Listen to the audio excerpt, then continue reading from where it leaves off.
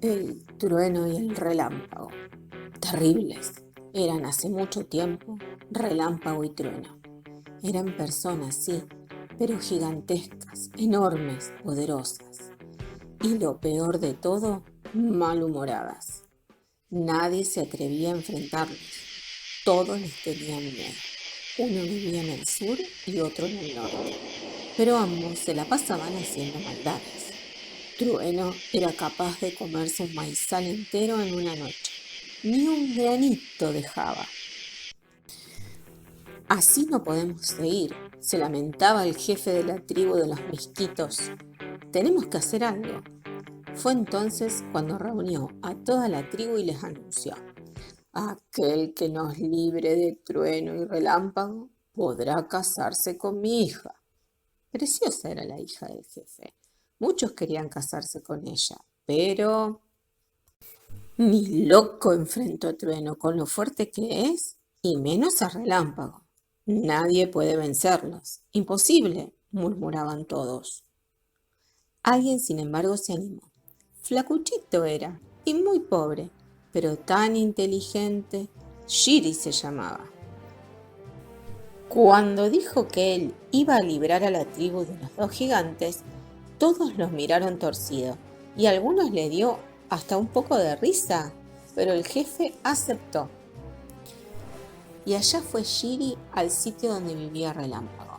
Tuvo que gritar para que el otro lo escuchara cuando le contó: si usted supiera, señor Relámpago, lo que anda diciendo Trueno, que él es mucho más fuerte y que en una pelea él le ganaría enseguidita, casi sin esfuerzo.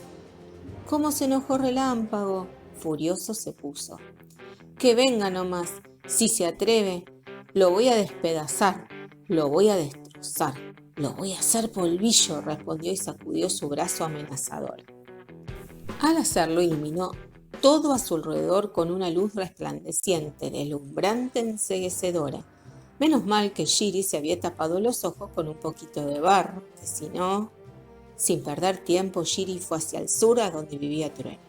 Tuvo que gritar para que el otro lo escuchara cuando le contó: si usted supiera, señor Trueno, lo que anda diciendo Relámpago, que él es mucho más fuerte, que en una pelea le ganaría enseguidita, casi sin esfuerzo. ¿Cómo se enojó Trueno? Furioso se puso. Sus alaridos casi dejan sordo a Shiri. Menos mal que se había puesto un poquito de barro en las orejas, que si no... Ahora van a ver a ese fanfarrón de Relámpago. Lo voy a despedazar, a destrozar, a hacer polvillo. Pues lo está esperando, cerca del mar, agregó Shiri. Con que sí, exclamó Trueno con su vozarrón y fue en busca de Relámpago. A los gritos iba, y a su paso retumbaba el suelo, temblaban los árboles, se espantaban los animales. Cuando Relámpago lo vio, estalló de rabia y cientos, miles, millones de chispas centellearon junto a él y quemaban el pasto, incineraban las hojas, chamuscaban los bigotes de los animales.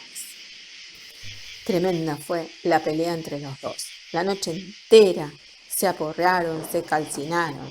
Shiri, oculto detrás de una piedra con las orejas y los ojos tapados, esperaba y esperaba, hasta que al amanecer Trueno le dio tal porrazo a Relámpago que éste salió disparado por el aire.